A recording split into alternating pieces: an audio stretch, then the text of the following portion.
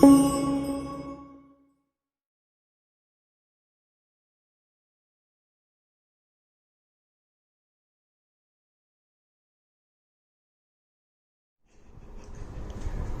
Students, अब जो आपके सामने तीसरा वीडियो लेक्चर जो होने जा रहा है एक्सक्रीटरी सिस्टम का, उसमें हम आज पढ़ेंगे ह्यूमन एक्सक्रीटरी सिस्टम। ये जो ह्यूमन एक्सक्रीटरी सिस्टम है, इसमें मेनली 3 चीजें आती हैं, ठीक है।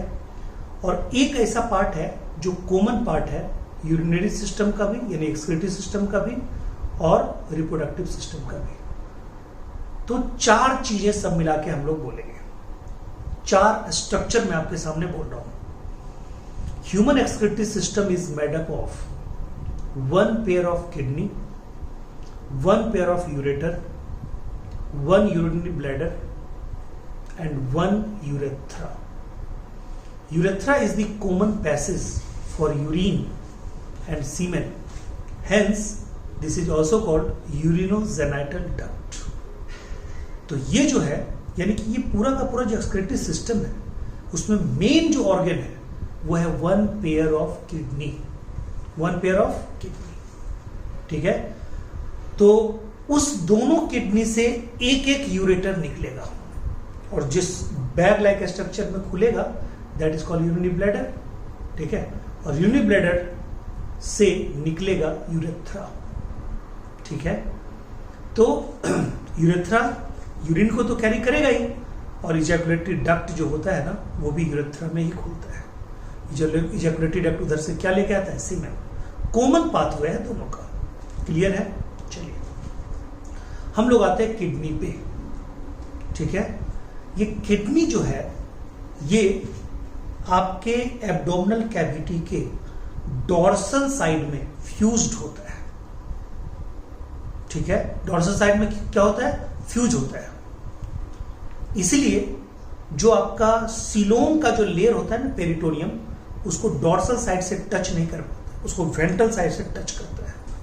इसलिए हमारा आपका किडनी जो है उसको रेट्रो पेरिटोनियल बोलते हैं। रेट्रो मतलब उल्टा, यानी कि डॉर्सल साइड में पेरिटोनियल वॉल उसमें फ्यूज होना चाहिए, बट चूंकि एब्डोमिनल वॉल से किडनी फ्यूज होता है, इसलिए पेरिटोनियम उसके वेंट्रल साइड से लगा होता है। इस पर ज्यादा दिमाग अपना मत लगाइएगा।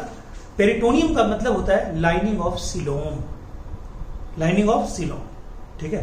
यानी सीलोम इसको वेंट्रल साइड से कवर करता है, बस इतना जान लिया, इसलिए इसको बोलते हैं रेट्रोपेरिटोनियल। ये किडनी हम लोग में मेटानेफ्रिक होता है। थोड़ी देर बाद बताएंगे मेटानेफ्रिक होता क्या है, इसी वीडियो में बताएंगे, ओके।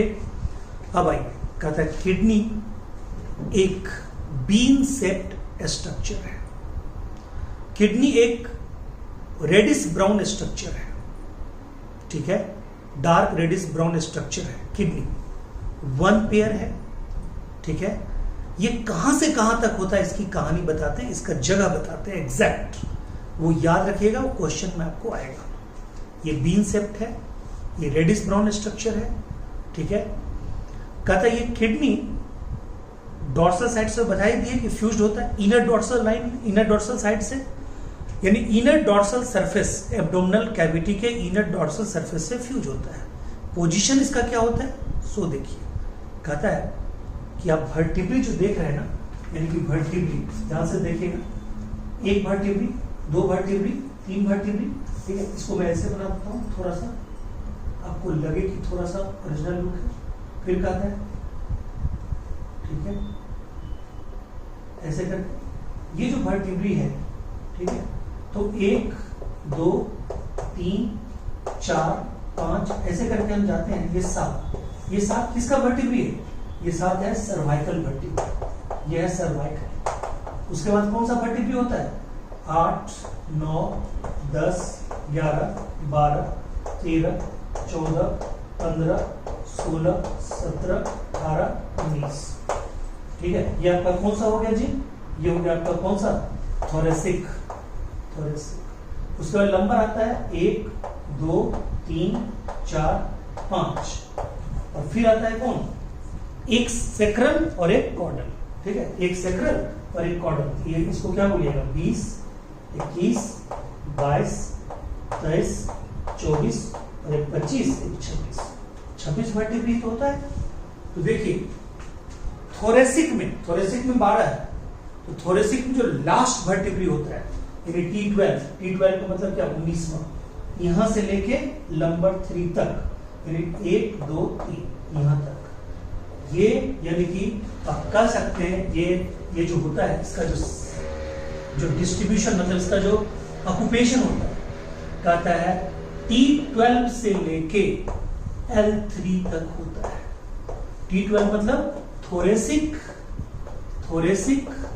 12 वर्टिब्री से लेके, ठीक है, लंबर 3 तक होता है, लंबर 3 तक होता है।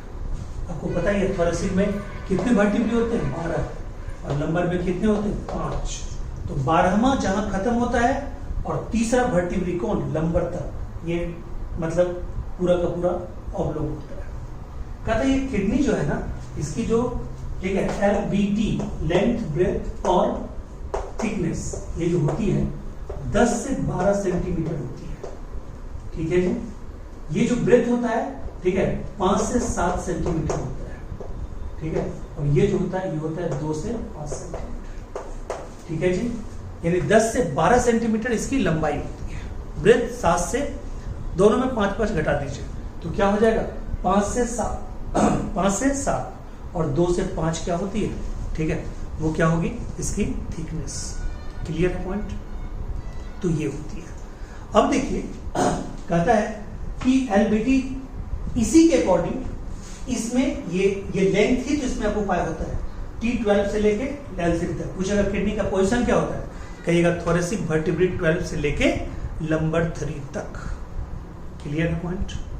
अब देखिए ये जो है ना कहता है हम में यानी कि ह्यूमन में, रैबिट में नहीं, दूसरे मैमल्स में नहीं, कहता है हम में ये जो किडनी होती है, ठीक है, लेफ्ट वाली वो थोड़ी नीचे होती है और राइट किडनी लेफ्ट वाली जो होगी लेफ्ट साइड है, लेफ्ट वाली थोड़ा सा ऊपर होगा, राइट वाला थोड़ा सा नीचे होगा। ये देखिए राइट वाला नीचे है और लेफ्ट वाला क्या है ऊपर है। क्यों मतलब राइट नीचे है, कहता है राइट साइड में लीवर आ जाता है और liver, right lobe of liver बड़ा होता है इसलिए उसको नीचे दबा के रखता है, ठीक है। और ये जो है ये किडनी, अच्छा ये थोड़ा सा आगे होता है और ये किडनी ऊपर होता है और थोड़ा पीछे होता है। पीछे क्यों होता है, इसके आगे कौन आ जाता है मालूम, स्टोमक। कौन आ जाता है, स्टोमक। यानी इसके आगे आ जाता है स्टोमक, इसलिए ये पीछे होगा और ऊपर होगा, पीछे होगा और ऊपर होगा। ये डोर्सल साइड में यानी कि मतलब आगे आपका होता है, किडनी के जस्ट आगे वाले पोजीशन होता है स्टोमक का पोजीशन, इसलिए पीछे और ऊपर और ये आगे और नीचे। तो आगे और नीचे लीवर के कारण, ठीक है, पीछे, ठीक है, कहता है लेफ्ट लोब उधर ये होता नहीं है, क्या बोलते हैं लीवर का लोब, ठीक है, उधर लीवर का लोब होता ही नहीं, बहुत छोटा सा लोब होता है लेफ्ट लोब, इसलिए उस पर असर नहीं करता पोजीशन पे। तो ये आपको क्लियर हो गया। लेकिन रैबिट में ऐसा नहीं होता है, क्योंकि रैबिट में जो लोब का पोजीशन होता है वो लीवर के लोब का पोजीशन इसको कोई डिस्टर्बेंस नहीं करता। तो सिर्फ आप बताइएगा ह्यूमन में जो राइट लीवर होगा वो होगा नीचे, लेफ्ट लीवर क्या होगा ऊपर, यानी लेफ्ट लीवर ऊपर, राइट लीवर नीचे। चाहे राइट हो चाहे लेफ्ट हो, दोनों के ऊपर पिरामिड शेप्ड स्ट्रक्चर होगा। इसको हम लोग बोलते हैं एड्रिनल ग्लैंड। एड्रीनल ग्लैंड, देखिए जो एड्रिनल ग्लैंड है, कहते हैं एड्रिनल ग्लैंड, एड मतलब क्या होता है एडजेसेंट, रीनल मतलब क्या होता है किडनी, रीनल मतलब क्या होता है किडनी, एड मतलब एडजेसेंट और रीनल का मतलब किडनी, यानी किडनी के पास रहने वाला ग्लैंड एड्रीनल ग्लैंड। रीनल का मतलब ही होता है किडनी, ठीक है। तो कहता है किडनी के पास रहने वाला ग्लैंड एड्रीनल ग्लैंड। चूंकि किडनी के ऊपर ये दोनों ग्लैंड है इसलिए उसको बोलते हैं सुप्रा रीनल ग्लैंड। क्या बोलेंगे, सुप्रा रीनल ग्लैंड। यानी एड्रिनल ग्लैंड का एक दूसरा नाम क्या है, सुप्रा रीनल ग्लैंड, ठीक है, सुप्रा रीनल ग्लैंड। जब मैं आपको ग्लैंड पढ़ाऊंगा, ठीक है, जब मैं आपको ग्लैंड पढ़ाऊंगा, ठीक है, एक बात जानिए, अभी मतलब आकाश में एक बैच में इंडोक्राइन सिस्टम भी स्टार्ट हो गया, तो मैं उसका भी वीडियो बना रहा हूँ, क्योंकि हमें कुछ बच्चों को भेजना है क्रैश कोर्स में। तो अभी इंडोक्राइन ग्लैंड का वीडियो मैं बना के रख दूंगा, ठीक है। हो सकता है मैं आपको कभी इमरजेंसी में उसको भेजूं, तो आप उसको पढ़ लीजिएगा। ये मत सोचिएगा एक्सक्रीटरी सिस्टम चल रहा है, सर ने इंडोक्राइन सिस्टम का वीडियो कैसे डाल दिया। तो वो मैं हो सकता है 2-4 दिन में डालूं, क्योंकि मैं वो वीडियो भी बना के रखूंगा। अभी आपको उसको मत करना है, पढ़ना है, वो यूट्यूब पे रखा रहेगा। जिस दिन शेयर करूंगा उस दिन आप देख लीजिएगा, क्योंकि इमरजेंसी में रहेगा। मान लो कभी इधर उधर कहीं जा रहे हैं, कभी मान लो कोई काम पर गया, तो उस दिन वो इमरजेंसी में वो वीडियो डालेंगे। ये मैं आपको पहले बता देता हूँ, ठीक है। उस दिन अगर डालेंगे तो आपको आश्चर्य नहीं पड़ना चाहिए सब वीडियो कैसे डालते। हम 5-10 वीडियो इमरजेंसी में बना के रखेंगे, वो कभी हम डाल सकते हैं। ओके, चलिए अब देखिए यहाँ पे क्या है। तो इसको हम क्या बोलते हैं, सुप्राएड्रिनल ग्लैंड। अच्छा एक बात बताइए, संगत का असर होता है? कहता है बिल्कुल संगत का असर होता है, और संगत का असर नहीं भी होता है, ठीक है। कहता है कभी कभी संगत का असर नहीं भी होता है, ठीक है। अब देखिए गुलाब का फूल देखिए, गुलाब का पौधा देखिए, गुलाब के ठीक बगल में रहता है कांटा, ठीक है। कांटे और फूल दोनों साथ साथ रहते हैं। ना तो कांटों को महकने का कभी इलम आया, और ना फूल को चुभने का कभी इलम आया, जबकि दोनों साथ साथ। सोचिएगा मेरे बात में, ठीक है। कहता है लोग संगत का असर होता है, बिल्कुल गलत है। साथ में रह के भी संगत का असर नहीं होता है, क्योंकि फूल कभी चुभता नहीं है और कांटा कभी महकता नहीं है, बट दोनों रहते हैं साथ साथ। बहुत पते की बात बोले, सोचते रहिएगा, ज्यादा नहीं सोचिएगा, किडनी खराब हो जाएगी, ठीक है। अब देखिए, ठीक है, अब देखिए यहाँ पे तो ये मैं बताऊं कि ये दोनों साथ साथ रहते हैं, और दोनों का असर भी हुआ है, संगत का असर हुआ है।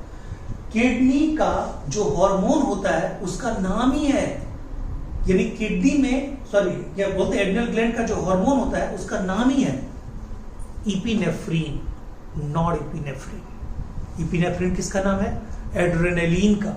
और नॉर एपिनेफ्रीन किसका नाम है? नॉर एड्रेनलिन का। तो देखेंगे, यानी ये किडनी पे तो असर करेगा। जो जिसके बगल में रहता है उस पर तो कुछ ना कुछ असर होता है, ठीक है। मान लीजिए हमारा कोई पड़ोसी है, उसने कद्दू की सब्जी दी, हमने उसको घिया का सब्जी दे दिया। उसने हमें दिया रसगुल्ला, हमने गुलाब जामुन दे दिया। उसने हमें दिया कटहल की सब्जी, हमने करेले की सब्जी दे दी। उसने हमें जूता दिया, हमने चप्पल दे दिया, ठीक है। तो कहते हैं ये चीज चलता है, अगल बगल में चलेगा, अगल बगल पड़ोसी का कुछ न कुछ आप पे इफेक्ट पड़ेगा, ठीक है। तो ये जानिए, ये जो किडनी है और एड्रिनल ग्लैंड दोनों का बहुत इफेक्ट है।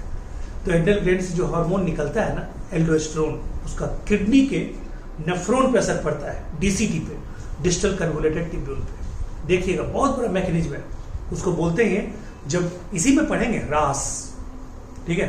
ये रास वो वाला रास नहीं, रास लीला, ठीक है।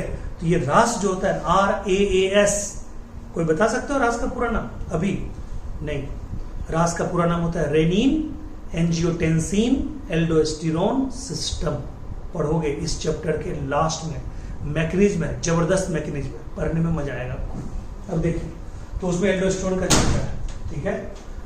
अब देखिए ये जो है पूरा का पूरा, ये जो एड्रिनल ग्लैंड, सुप्राएड्रिनल ग्लैंड, ये पिरामिड शेप्ड स्ट्रक्चर, यही तो है, ये पिरामिड शेप्ड स्ट्रक्चर है, ठीक है। ये पिरामिड शेप्ड स्ट्रक्चर है, ठीक है जी। ये कैसा स्ट्रक्चर है? Pyramid shaped structure. अब देखिए, इसका पोजीशन वगैरह सब बता दिए, रेट्रोपेरिटोनियल होता है ये भी बता दिए, ठीक है। अब आइए, कहता है कि ये किडनी में आप ये जानिए कि ये इसका जो है, ये है कन्वेक्स सरफेस। ये आपका क्या है? Convex surface. और ये क्या है जी? ये है कनकेव सरफेस। ये कौन सा सरफेस है? Concave surface. ये आपका है कनकेव सरफेस, और ये आपका है कॉन्वेक्स सरफेस। दो सरफेस है, कॉन्वेक्स, कनकेव। क्लियर हो गया? अब सुनिए, ये जो है ये कनकेव है, ये कॉन्वेक्स सरफेस, समझ रहे हैं? अब कहता है ये दोनों से, ये जो देखिए, ये जो कनकेव सरफेस है, ये कनकेव सरफेस से ही, ठीक है, एंट्री होती है रीनल आर्टरी की, रीनल वेन की।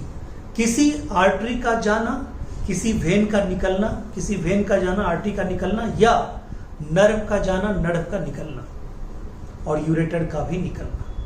यानी यूरेटर, नर्व और ब्लड वेसल्स तीनों के निकलने का यही पोजीशन है, और नर्व और वेसल के जाने का भी यही पोजीशन है।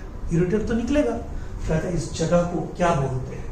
ये जगह जहां से एंट्री लेता है ये तीनों चीज, जहां से ये तीनों चीज कनेक्टेड है, that is called hilum, that is called hilum. यानी कि बताइए, जो किडनी का जो बीन शेप्ड किडनी है उसका जो कनकेव सरफेस है उसको क्या बोलते हैं? हाइलम। ये हाइलम टर्म आपको प्लांट में भी परेशान करेगा। प्लांट के सीड में भी हाइलम टर्म यूज होता है। कोई पूछेगा हाइलम टर्म सीड में क्या होता है? कहता है सीड की पुरानी यादें होती है। सीड जिस पॉइंट से फ्रूट से कभी लगा हुआ था उसको बोलते हैं हाइलम। क्लियर है पॉइंट? ठीक है, क्लियर पॉइंट। तो उसकी यादें ही है भाई, ठीक है। इसलिए कहा जाता है, एक लाइन और कहा जाता है कि मतलब सूखे हुए पत्तों पे थोड़ा संभल के चलना। कभी यही पत्ता जब लाइव था तो इसी के नीचे तूने कभी पनाह मांगा था। पनाह मतलब क्या होता है कि मतलब आपने उस पे ये मांगा था कि हे भगवान छाया है, छाया है। आज वो गिर गया तो उस पे तुम इतरा के चल रहे हो कि ये सूखा पत्ता है, मसल देंगे। नो नो नो, पत्ता पत्ता ही है। तुम्हें अपनी औकात पता होनी चाहिए कि नहीं, यही पत्ता जब पेड़ में लगा हुआ था तो मैंने इसके छांव में बैठ के सुकून के पल जिए थे, और आज ये पत्ता गिर गया तो हम इस पे मचल के चल रहे हैं। यही होता है, माँ बाप उस सूखे पत्ते की तरह होता है। वो अगर बूढ़ा हो जाए, गिर जाए, तो उस पर कभी मचल के नहीं चलना चाहिए, उसको इग्नोर नहीं करना चाहिए। तुम अगर उसको इग्नोर करोगे, तेरा बेटा भी तेरे मुंह पे जूता मारेगा। इसलिए माँ बाप की इज्जत पहले, और लाइफ में इज्जत करो। ये नहीं कि माँ बाप मर जाए तो खूब भोज भाज कर दो, और जो सामने है तो उसको ना कभी फोन करो, ना कभी उसको नमस्ते करो, ना उसको 1 रुपया दो, ठीक है। तो ये चीज जो करते हैं ना, उनको देख के मुझे सबसे ज्यादा गुस्सा आता है। मतलब नया नया शादी होगा, लिखेगा, ठीक है, माई लाइफ माई वाइफ। तेरी माई लाइफ माई वाइफ? तेरा माँ बाप मर गया साले, माई लाइफ माई वाइफ? अरे वाइफ को वैल्यू दो, बट वाइफ को इतना वैल्यू ना दो कि माँ बाप को भूल जाओ, क्योंकि उस वाइफ को भी माँ बाप ने ही पैदा किया और तुम्हें भी माँ बाप ने पैदा किया। अगर माँ बाप ने पैदा नहीं किया होता, तेरी वाइफ कहाँ और तू कहाँ, ठीक है। दोनों के साले मिलन ही नहीं होता, ठीक है। इसलिए पहले उस माँ बाप को पूछो जो लाइफ घर में है। एक लाइन बोलता है, माई लाइफ माई वाइफ। देखो कितना अच्छा कोटेशन सेट करता है, वाइफ इज माई लाइफ। अरे डरपोक, ठीक है, क्या वाइफ इज माई लाइफ? ठीक है, लाइफ वो है जो आपको लाइफ लाइन है घर में, तो कभी उस चीज को छोड़ना मत, ठीक है। तो 1-2 चीजें प्रैक्टिकल होती है जो कभी कभी बोलना पड़ता है आपके साथ, ठीक है, क्योंकि आप लोग ग्रोइंग एज में हो। तो माँ बाप को कभी छोड़ना नहीं है। माँ बाप का आशीर्वाद साथ में रहेगा, आपको दुनिया का कोई ताकत गिरा नहीं सकता है। नोट कर लीजिए, मैंने ये परखा हुआ है। मैंने जीवन में गलतियां की बहुत, कोई ऐसा नहीं आदमी नहीं करता। मैंने मतलब रफ गाड़ी चलाई, ये चलाया वो चलाया, मरने पे थे 1-2 एक्सीडेंट में, भगवान ने खड़े होकर बचाया। क्योंकि मैं अपनी माँ के नाम पे भी बहुत कुछ करता हूँ, जो उनका दिया हुआ प्रोमिस है वो निभाता हूँ उनके जाने के बाद भी। और मैं अपने फादर का भी प्राउडली देख रेख करता हूँ, मैं अपने भाई का भी देख रेख करता हूँ, उसके फैमिली का भी देख रेख करता हूँ। मुझे अपने आप पे प्राउड होता है इस गुण पे कि हाँ भाई इतना तो मैं करता हूँ। बहुत लोग कहते हैं सर क्या लगे हुए हो, अरे 1-2 मेरे साथ के हैं काम करने वाले, वो 1-2 बार ऐसे कहे क्या सर आपकी कोई जिंदगी नहीं है। एक बंदा है मेरे साथ में ही पढ़ाता है, उसने एक जगह बैठ के, हम बैठे हुए हैं, कह रहा है पंकज सर की जिंदगी गजब है। पंकज सर हमेशा पढ़ाने में लगे रहते हैं, हमेशा जूम क्लास लेते हैं, हमेशा वीडियो बनाने में लगे रहते हैं, कभी उनका फोन मतलब ऑन नहीं रहता है, कभी कुछ, और पता नहीं क्या जिंदगी है, ठीक है। मतलब बंदा ना मौज कर पाता है ना कुछ, भाई के बच्चों को देख रहा है, भाई को देख रहा है, इनमें इनकी जिंदगी जा रहा है। अरे साले मैं जितना मजे किया हूं ना, तेरा तो पूरा 10 पुस्त नहीं करेगा। मैं जितना मतलब मजे करता हूँ, जितने पैसे उड़ाता हूँ, जितना खाता पीता हूँ, बट हम संभलते हैं अकॉर्डिंग टू टाइम। अभी ये टाइम जो है ना, ठीक है, केयर करने का है, मतलब पढ़ाने का है, तभी तो हमारी इज्जत है, ठीक है। और तभी तो हमें लोग अच्छा टीचर बोलते हैं, अच्छा इंसान बोलते हैं। तुम्हारा क्या औकात है तुमको पता ही है, ठीक है। तो ऐसे लोग बहुत करते हैं, हम सुनते हैं लेकिन उनको जानते हो जवाब देते हैं अपने स्टेटस से। आपने भी देखा होगा, पूरा तीर चलाते हैं, एकदम चुभती है यहाँ, और जब स्टेटस वो देख लेता है, मैं स्टेटस हटा भी देता हूँ, क्योंकि उसी आदमी को देखने के लिए मैं लगाता हूँ जो आदमी इधर उधर करता है, ठीक है। मेरे स्टेटस मेरे जवाब देते हैं, और मेरे स्टेटस देखना आप कितना क्रिएटिव होता है, ठीक है। तो बहुत लोग ऐसे होते हैं जो अपने तरह से चाहते हैं दूसरे को देखना, वो मैं देखने के लिए नहीं देता हूँ, ठीक है। और ऐसे लोग करते हैं, ठीक है। तो इसमें कुछ बच्चे ऐसे हैं जो जानते भी हैं मुझे पर्सनली कि मैं स्टेटस कब किसके लिए लगाता हूँ। 1-2 टीचर है, ठीक है, जो ऐसे बोलते रहता है, तो उनको मैं कहता हूँ तू तो अपना कुछ कर नहीं पाया, जो करता है उसकी तुम और सबसे बड़ी बात मैं ये कहता हूँ कि तुम्हें जो भी शिकायत करना, अगर दम है, अगर आपने, ठीक है, मैं तो इस दिन कहता हूँ, अगर आपने कभी कोलोस्ट्रम ओरिजिनल पिया हो तो आ जाना सामने, ठीक है। मैं तो बायोलॉजिकल भाषा में चैलेंज करता हूँ, ठीक है, कि अगर कभी कोलोस्ट्रम पिया हो तो आ जाना, ठीक है। मैंने तो पिया, मैं सामने में हूँ, मैं जो बोलता हूँ मुंह पे बोलता हूँ, ठीक है, और मैं उनको सुनाता भी हूँ, ठीक है, सामने में सुनाता हूँ, ठीक है, उसका प्रूफ भी है। तो ये बायोलॉजिकल भाषा में बोलता है, नहीं बोलता है माँ का लाल, अगर माँ का दूध पिया तो आ जाओ, मैं बोलता हूँ आ जाओ, ठीक है। अगर कोलोस्ट्रम पिया हो, अगर एंटीबॉडी ए आया हो तो आ जाओ, ठीक है। देखिए आपको दो जानकारी भी मिल गया, colostrum is the first milk of mother, और विटामिन ये क्या बोलते हैं, antibody a comes from colostrum in our body, ठीक है। बायोलॉजिकली आप भी किसी को गाली वाली दो, ऐसे दो, ये सब में क्या रखा है, माँ बान लगा गाली देना, नो नो नो, बायोलॉजिकल गाली दो, ठीक है।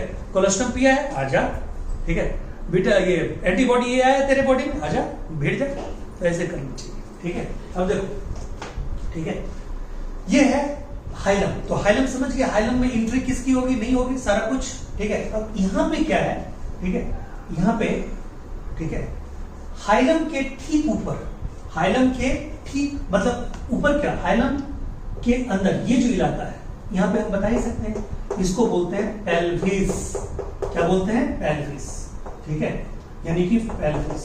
तो ये हाइलम, यानी हाइलम और पेल्विस, ठीक है जी, हाइलम और पेल्विस, ठीक है। तो ये हाइलम और pelvis, hilum entry point, pelvis उसके अंदर का इलाका, और पेल्विस का प्रोजेक्शन, पेल्विस का प्रोजेक्शन, ठीक है, उसको हम लोग क्या बोलते हैं, कैलिसिस, कैलिसिस, ठीक है। हमारा भी एक बच्चे ने फोटोग्राफ ये किडनी का बनाया, हमारे एक बच्चे ने बनाया, बच्चा तो बच्चा ही होता है बेचारे, वो 10th NTSC बच्चा था, उसने कैलिसिस में पूरा फीलिंग ले लिया और कैलिक्स मार दिया, ठीक है। लेकिन बच्चा बच्चा होता है, उसको माफ कर दिया जाए, क्या दिक्कत है, ठीक है। तो किडनी के फोटो में कैलिसिस के बदले कैलिक्स मार दिया, लिख दिया, कोई बात नहीं, ठीक है, चलता है। उस बच्चे को एक्चुअली में फ्लावर, ठीक है, का ध्यान रहा होगा, तो बच्चे हैं, लेकिन उसकी तारीफ की जानी चाहिए कि बहुत सुंदर डायग्राम बनाया। हालांकि अभी आपको ये डायग्राम दिखेगा नहीं, मैं उधर जा ही नहीं रहा हूँ, ठीक है। तो बहुत जो लाइव क्लास में होते हैं उनको दिख जाता है। एक दिन बच्चे बोले सर उधर उधर उधर वाले किडनी पे समझा दो, मैं समझाने लगा, सर ये कैलिसिस कहाँ से आ गए, कैलिक्स कहाँ से आ गए, क्योंकि फ्लावर उड़ के चिपक गया किडनी में, ठीक है, जिसने बनाया उसको, ठीक है। तो ये चीज हुआ, कोई बात नहीं, लेकिन डायग्राम देखिए कितना शानदार उसने बनाया, ठीक है। चलिए अब देखिए, ठीक है, कोई दिक्कत। अब सुनिए, कहता है कि ये जो प्रोजेक्शन है ना पेल्विस का, पीपी यानी पेल्विक्स का, ये कहता है पेल्विस का जो प्रोजेक्शन है उसको बोलते हैं कैलिसिस। यहाँ पे याद रखिएगा, ठीक है, थोड़ा सा मनोरंजन भी कर लीजिए। प्रियंका परिणीति चोपड़ा, ठीक है, प्रियंका परिणीति चोपड़ा, पीपीसी, ठीक है जी। तो पीपीसी, ठीक है, जो मतलब ग्रुप में लड़के हैं, वो तो बेचारे बहुत ही देख खुश हो गए, सर ने दो हीरोइन का नाम एक साथ हमारे सामने परोस दिया, प्रियंका चोपड़ा, परिणीति चोपड़ा, ठीक है, समझ गए। तो खुश हो जाओ, दोनों को याद करके खुश हो जाओ। पेल्विक यानी प्रोजेक्शन, कैलिसिस यानी कि पेल्विस के प्रोजेक्शन को कैलिसिस बोलते हैं, ठीक है जी। अब देखो, यानी कि ये आपका था हाइलम, ये है पेल्विस, और पेल्विक का जो प्रोजेक्शन होगा, ये जो प्रोजेक्शन होगा डियर, इसको हम लोग क्या बोलेंगे, कैलिसिस, क्या बोलेंगे, कैलिसिस, ठीक है जी। अब देखो, ये जितना पार्ट अब बच गया उसको दो पार्ट में बांटते हैं, एक होता है रीनल कॉर्टेक्स, एक होता है रीनल मेडुला, रीनल कॉर्टेक्स और रीनल मेडुला। रीनल मेडुला के अंदर रीनल कॉर्टेक्स, ठीक है, प्रोजेक्ट कर जाता है, ठीक है। जैसे ये देखो, ये जो है ये हमारा है, ठीक है, रीनल, ये अगर मानोगे इसको रीनल मेडुला मानोगे, इसको रीनल मेडुला मानोगे, रीनल मेडुला, रीनल मेडुला, ये ऐसे करके रीनल मेडुला होते हैं।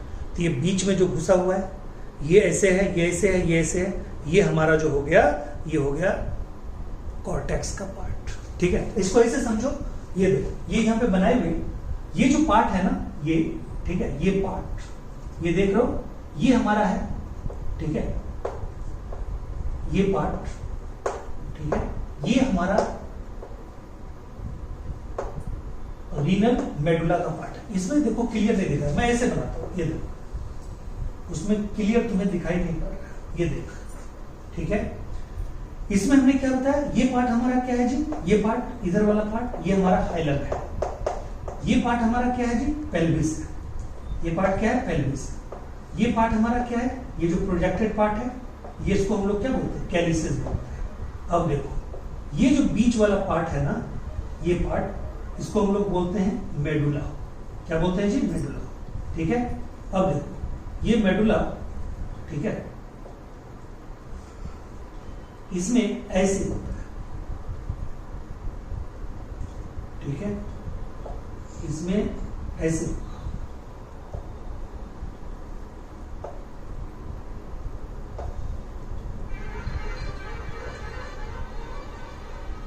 ठीक है। और देखो ये जहां पे टच कर रहा है ना, कैलिसेस से टच कर रहा है, ये क्या है, कैलिसेस, कैलिसेस, और यहां पे ये टच कर रहा है, ठीक है।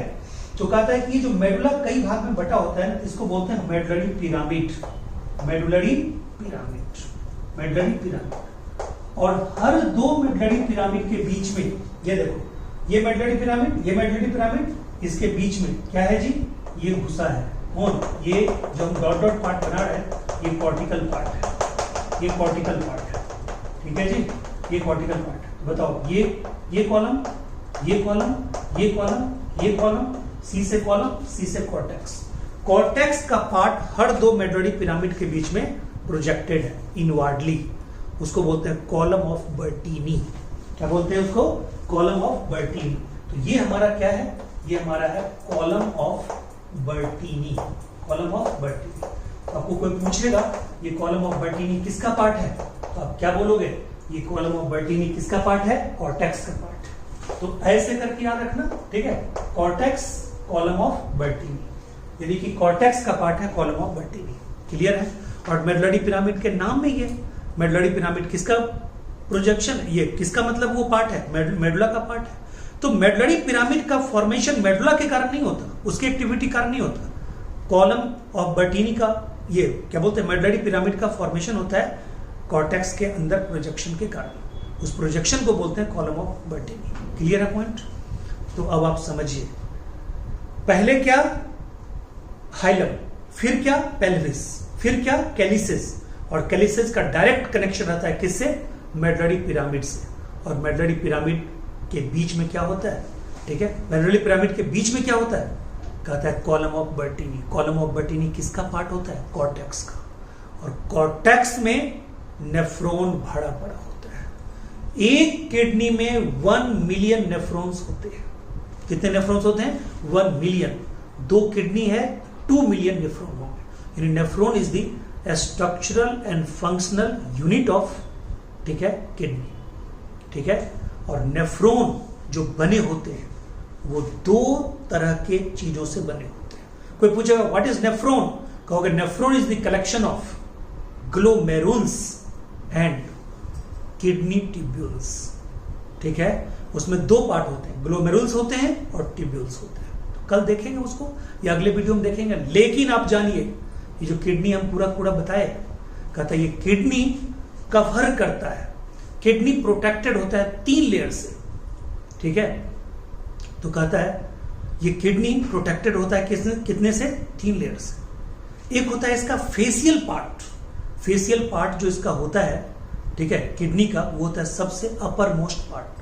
कोई मोबाइल है, अगर कोई मोबाइल देखिएगा, जैसे मान लो मोबाइल तभी उसमें लगा हुआ रिकॉर्डिंग में बताऊं, मोबाइल का जो सबसे ऊपर का जो पार्ट होता है उसको फेसिया बोलते हैं। हम लोग जो जाके बोलते हैं इसका मोबाइल का कवर दे दो, तो कवर दे दो, ये कैसे हुआ, अनऑथेंटिक टर्म। अगर कोई दिखेगा शहर वर्ड में जाके, ठीक है, तो वहां पे देखिए, हाँ जी एक्चुअली मुझे चाहिए था, इसका एक फेसिया चाहिए था। और आप सोचिए पता नहीं कहाँ से लंदन से आए हुए, ठीक है। और ये हम लोग, आप लोग नहीं बोलते हैं, ये लोग, लड़की लोग, आप देख रहे हो वीडियो तो आपको पता होगा, आप लोग ऐसे ऐसे ढंग से बोलते हो ना, हम लोग लगता है यार मैं तो मूर्ख हूँ, पागल हूँ, कुछ आता ही नहीं मुझे, ठीक है। ये लोग हम लोग जाके छोले भटूरे देना, वो लोग आके कहेंगे लाइन में, हाँ जी मैडम क्या लेना, सर वो छोले भटूरे होगा क्या, अब बताइए छोले भटूरे होगा क्या, इतना तेजी में वो भी कंफ्यूज करे बंदे क्या है। लेकिन वो दिन रात वैसे ही देखते रहता है कि भाई ये आए, ये मैडम आए, वो आए, ठीक है, छोले भटूरे। हम लोग क्या करते हैं, ठीक है, खाते हैं एकदम दरिद्रों की तरह, खाया गए टूट पड़े एकदम लेके। ये लोग एकदम चम्मच से आराम से लेंगे, उसको मुंह में रख के दांत नहीं दिखता। हम लोग का दांत क्या, जीभ, टक्कर, सब कुछ, पैलेट पुलेट सब कुछ, हाँ, और नीचे गिरा के बैठे हुए हैं। इन लोग अगर थोड़ा गिर भी जाए ना, टिश्यू पेपर लेंगे ऐसे करके पूरा का पूरा। मतलब आप लोग जो है ना भाई, मैनर अगर किसी को सीखना है तो वो लड़कियों के साथ 2-4 बार घूमने के लिए निकले, मैनर ही मैनर सीखिएगा भाई, ठीक है। मतलब उनके पास मैनर का खान है। लड़के बेचारे कुछ भी नहीं है, ऐसे कुछ भी पहन के चल दिए, हवाई चप्पल घूम रहे हैं, इधर घूम रहे हैं। उनको कहो कहीं जाना है, बाप रे बाप, आधे घंटे में पेंटिंग डेंटिंग लैंटिंग सब करके तब निकलेंगे बाहर, पता ही नहीं चलता।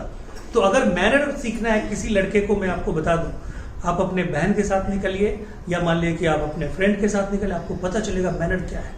अरे भाई खाने में भी आपको बताएं, अरे ऐसे नहीं खाया जाता। और कहीं आप किसी के अगर मान लीजिए कि सीधे साधे हस्बैंड है, आपको पता चलेगा बेचारा कितना झेलता है। 5 लोग देख रहे हैं, चम्मच ऐसे तो नहीं खाया जाता, ठीक से खाओ, लोग देख रहे हैं। अरे यार लोग क्या देख रहे हैं, खाना मेरा, पैसा हमारा, दूसरे के बाप का क्या जाता है भाई। हम गिरा के खाएं, उठा के खाएं, कैसे भी खाएं, ठीक है। हम लोग तो कभी कभी बहुत प्यारा चीज टेबल पे गिर भी जाता है, फटाक उठा के इधर उधर दे के खा लेंगे। ये लोग नहीं, डस्टबिन प्लीज उसमें लपेट के टिश्यू पेपर डस्टबिन ले, ठीक है। तो ये होता है तरीका, समझ गए। तो आप ये समझ गए ये सब। तो इसमें क्या है कि नेफ्रो, हाँ इसमें होता है फेसिया, ऊपर वाला फेसिया। फिर एक पार्ट होता है एडिपोज टिश्यू का, और एक पार्ट होता है, ठीक है, सबसे इनर मोस्ट पार्ट होता है फाइब्रस टिश्यू का, जिसमें व्हाइट फाइबर और कोलेजिन फाइबर होते हैं, ठीक है जी। तो 3 लेयर होते हैं किडनी के, उनको बोलते हैं रीनल कैप्सूल। याद रखिएगा, सबसे अपर मोस्ट जो पार्ट होता है उसको बोलते हैं रीनल फेसिया। जो बीच वाला पार्ट होता है उसको बोलते हैं रीनल एडिपोसा, ठीक है। रीनल एडिपोसा वो उसको प्रोटेक्शन से बचाता है। किडनी सॉफ्टेस्ट ऑर्गन, मतलब ब्रेन के बाद किडनी ही सॉफ्टेस्ट ऑर्गन है, उसको गद्दी चाहिए, उसको गद्दे नुमा प्रोटेक्शन कौन देता है, एडिपोज टिश्यू, रीनल एडिपोसा। और सबसे इनर मोस्ट लेयर, ठीक है, क्या होता है, रीनल फाइब्रोसा, ठीक है, रीनल फाइब्रोसा। क्लियर है पॉइंट। तो बताइए रीनल फेसिया, रीनल फेसिया, उसके बाद रीनल फेसिया सबसे आउटर मोस्ट प्रोटेक्टिव, रीनल एडिपोसा किसी भी ढंग के जर्क से बचाता है, और रीनल फाइब्रोसा वो, या रीनल फाइब्रोसा को क्या बोलेंगे, रीनल कैप्सूल, जो किडनी का इनर मोस्ट लेयर होगा। क्लियर है पॉइंट। तो बताइए ये पॉइंट भी आपको याद रखना है, यानी कि इसमें हम यहीं पे बता दें। ये देखिए ये जो है ना, ये है रीनल कैप्सूल। क्या है जी, रीनल कैप्सूल। यही पॉइंट आपको डायग्राम में दिखता है, यही पॉइंट को दिखता है, रीनल कैप्सूल। इसके ऊपर क्या बोलिएगा आप आज के बाद, रीनल एडिपोसा, रीनल एडिपोसा, रीनल एडिपोसा। और सबसे ऊपर में क्या बोलिएगा, रीनल फेसिया। क्या बोलिएगा, रीनल फेसिया, ठीक है। तो रीनल फेसिया सबसे बाहर में, फेस पे, सबसे बाहर, फेस पे सबसे बाहर, यानी फेस, रीनल फेसिया। उसके बाद गद्दे नुमा स्ट्रक्चर एडिपोज टिश्यू का बना हुआ, रीनल एडिपोसा, ठीक है, या एडिपोज टिश्यू लेयर। और सबसे जो इनर मोस्ट होगा वो होगा रीनल कैप्सूल। क्लियर है पॉइंट। तो बताइए रीनल कैप्सूल, इसमें क्या है। अब 3 चीज जान जाइए, वो तीनों चीज आपको जानना जरूरी है। ये जो किडनी होता है ना, किडनी में जो नेफ्रॉन होता है, नेफ्रॉन में ग्लोमेरुल्स, अभी हमने क्या बताया, नेफ्रॉन 2 पार्ट का बना होता है, नेफ्रॉन 2 पार्ट का बना होता है। किसका किसका, तो कहता है एक आपका कौन सा पार्ट है, नेफ्रॉन, यानी कि एक आपका कौन सा पार्ट है, एक है आपका किडनी ट्यूब्यूल्स और एक पार्ट है ग्लोमेरुल्स, ठीक है। तो ग्लोमेरुल्स और किडनी ट्यूब्यूल्स, इन दोनों का साथ साथ ही फॉर्म कहलाता है नेफ्रॉन। नेफ्रॉन कोई अकेला स्ट्रक्चर नहीं है। और कोई पूछेगा ये ग्लोमेरुल्स क्या है, कुछ नहीं, network of thinnest blood vessel, यानी ब्लड कैपिलरी का नेटवर्क है, ठीक है। वहां एफरेंट आर्टेरियोल एंड करता है और इफरेंट आर्टेरियोल निकलता है। वहां पे जो जंक्शन, और आर्टेरियोल क्या है, आर्टरी का ब्रांचेज है।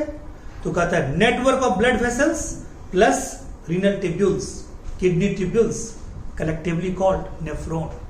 और उस किडनी ट्यूब्यूल्स, रीनल ट्यूब्यूल्स का सबसे upper most cup like structure जो है उसको बोलते हैं बोमेन्स कैप्सूल। हम कल पढ़ेंगे ना इसको, ठीक है। लेकिन अभी इतना जानिए कि जो बोमेन्स कैप्सूल होता है उसमें कुछ पोर्स भी होते हैं, उसको बोलते हैं नेफ्रोस्टोम्स। सब में नहीं होते, आपके किडनी में नहीं है, हमारे किडनी में नहीं है। तो कहता है जान जाइए किडनी 3 तरह के होते हैं नेफ्रोस्टोम और ग्लोमेरुल्स के आधार पे।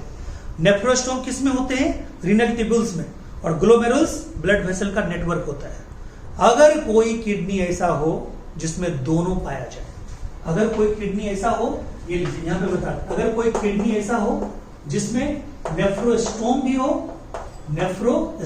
हो और ग्लोमेरुल्स भी हो, दोनों ये भी हो, तब उसको बोलते हैं, ठीक है, मीजोनेफ्रस। क्या बोलते हैं? मीजोनेफ्रस। यहां पे जगह नहीं है, मुझे सेटिस्फेक्शन नहीं हो रही है, मैं मिटा के बताता हूं आपको, ठीक है? आप अपना लिख लीजिएगा जैसे भी होगा ये, ठीक है? कहता एक मैंने क्या बताया? नेफ्रोस्टोम, और एक मैंने क्या बताया? ठीक है, एक मैंने क्या बताया? ठीक है, ग्लोमेरुल्स, ठीक है जी। ग्लोमेरुल्स क्या होता है? ब्लड वेसल का, ठीक है, यानी कि ब्लड वेसल में क्या कैपिलरीज का नेटवर्क होता है, और ये नेफ्रोस्टोम क्या होता है? ठीक है, ये पोर्स होते हैं इन बोमेंस कैप्सूल, ठीक है, फॉर्म बाय स्पेशल सेल के मिलने से। जैसे स्टोमाटा किसके मिलने से बनता है? गार्ड सेल के मिलने से बनता है।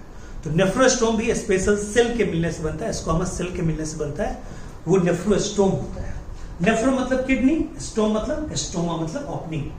तो कहता है कि अगर ये, ध्यान दीजिएगा, अगर किसी किडनी में, ठीक है, कहता है प्रोनेफ्रस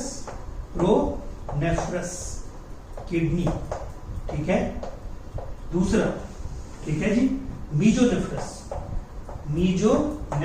किडनी, और तीसरा आपका क्या है?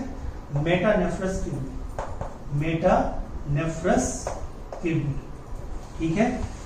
कहता है प्रोनेफ्रस, मीजोनेफ्रस, मेटानेफ्रस, ये तीनों किडनी के टाइप है। ध्यान दीजिए, कुछ भी नहीं है। जब ये समझ गए, ये दोनों समझ गए कि नेफ्रोस्टोम क्या होता है, ग्लोमेरुल्स क्या होता है, बाकी तो नेफ्रॉन के स्ट्रक्चर में कल बताएंगे। कहता है ये और ये दोनों अगर प्रेजेंट हो, ये लीजिए, ये और ये दोनों प्रेजेंट हो, तो बोलेंगे मीजोनेफ्रस। नेफ्रोस्टोम प्रेजेंट हो, ये प्रेजेंट नहीं हो, बोलेंगे प्रोनेफ्रस। और कहता है सिर्फ ग्लोमेरुल्स प्रेजेंट हो और ये प्रेजेंट नहीं हो, तो बोलेंगे मेटानेफ्रस। हम लोग का जो किडनी है, ठीक है, मैमल्स का, वो है मेटानेफ्रस। मैमल्स, रेप्टाइल्स और बर्ड्स, ठीक है, इसका है मेटानेफ्रस, ठीक है। जो आपका एडल्ट एम्फीबियन है, एडल्ट फ्रॉग, वो है मीजोनेफ्रस। और फीसेस और टेडपोल, ये आपका क्या है? फीसेस और टेडपोल आपका क्या है? प्रोनेफ्रस किडनी। यानी फीसेस में और एम्फीबियन के लार्वल स्टेज में प्रोनेफ्रस किडनी, एम्फीबियन के एडल्ट में मीजोनेफ्रस किडनी, और सारे रेप्टाइल्स में, सारे बर्ड्स में, सारे मैमल्स में मेटानेफ्रिक किडनी, यानी कि हम लोग में ग्लोमेरुल्स है बट नेफ्रोस्टोम नहीं है। क्लियर है? तो इसके साथ हमारा तीसरा वीडियो लेक्चर खत्म होता है, ठीक है।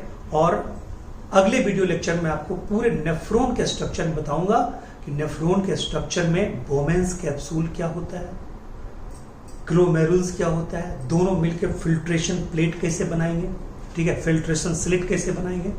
फिर उसके बाद PCT, loop of Henley, DCT, connecting tubule, nephron के टाइप में कॉर्टिकल नेफ्रॉन, उसके बाद जक्स्ट्रा ग्लोमेरुलर नेफ्रॉन, सब कुछ बताएंगे। बहुत इंटरेस्टिंग है, समझते जाइएगा, ठीक है। और इसमें थोड़ा सा पूरा का पूरा ध्यान रखना है। थैंक यू सो मच, मिलते हैं अगले वीडियो में।